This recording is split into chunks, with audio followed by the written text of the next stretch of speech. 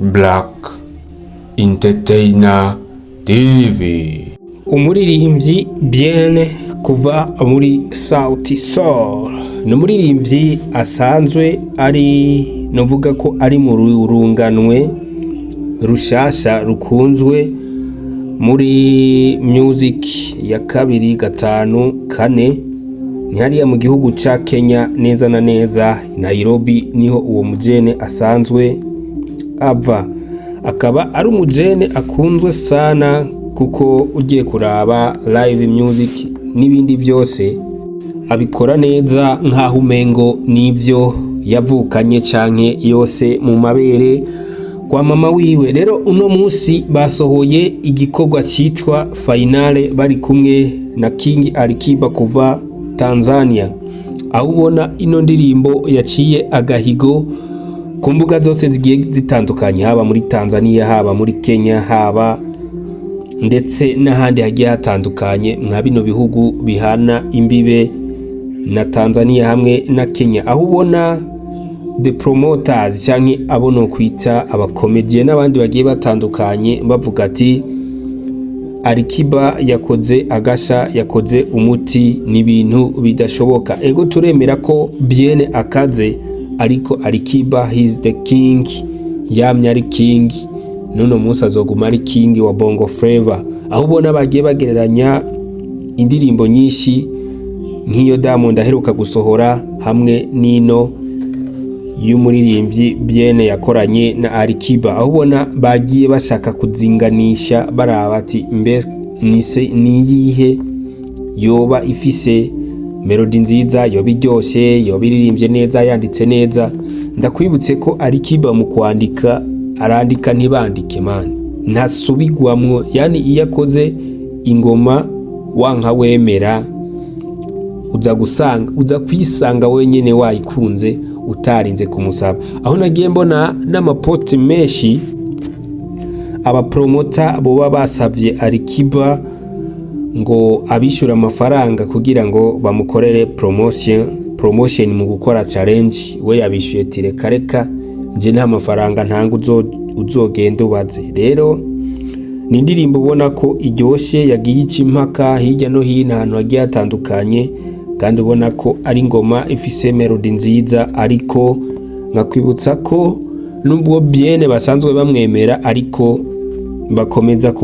akomeza kubona ko iyo ahuye n'abandi baririmbyi aza kuba ari hasi biteye ubwoba kurusha uko bari basanzwe bamuzi, kuko Alikiba ni umwe mu bahanzi cyangwa mu baririmbyi kuva kera yamye akora indirimbo zigakundwa n'abantu, kandi yamye akora amateka akomeye, ukabona ko iyo akoze ingoma wisanga wayikunze. Mwite Alikiba, King Kiba from Tanzania, n'umwanditsi w'indirimbo nyinshi, n'umwanditsi yagiye akora byinshi bitandukanye, n'umuririmbyi ngira ngo azwi muri East Africa hose bamukurira inkofero, ndetse n'ibihugu byo byumva ururimi rw'igiswahili. N'umwanditsi mwiza kandi ubona ko ari n'umuririmbyi mwiza abishoboye, benshi bamufata nka King kuva hariya muri Tanzania. Ndakwibutse ko Bien nawe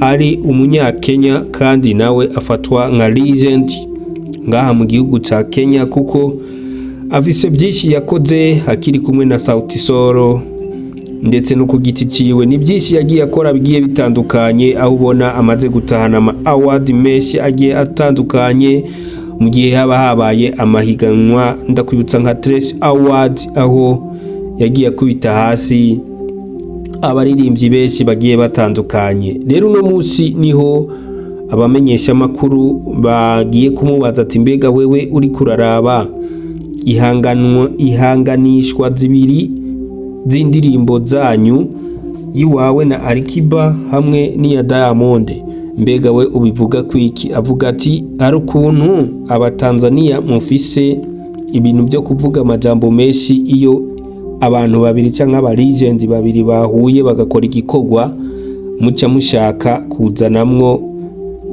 amajambo menshi cyane ukuntu, kuko nimba twasohoye ingoma ikaba nziza nyene firenga ico gikorwa, kuko ni ibintu biba vyatuvunye, ni ibintu tuba twakoresheje inguvu kugira ngo twebwe duhe abafana bacu icyo bakeneye, ariko mwe namwe mukazanamwe ayandi majambo ubona ko ataba akenewe. Rero nimba twakoze igikorwa mukaba mwagikunze gifiringe, mutiriwe muraraba ngo ubu ngo yaririmbye neza, ngo ubu ngo aririmba nabi, no, ahubwo ni inguvu tuba twashyize hamwe hama tugakora igikorwa. Rero nuko dushaka kunezereza abafana bacu, aho ubona ko uri kuraraba ingene yisiguye, ari umuntu yisiguye neza nk'umuprofessionnel nyene asanzwe amenyereye bino bintu.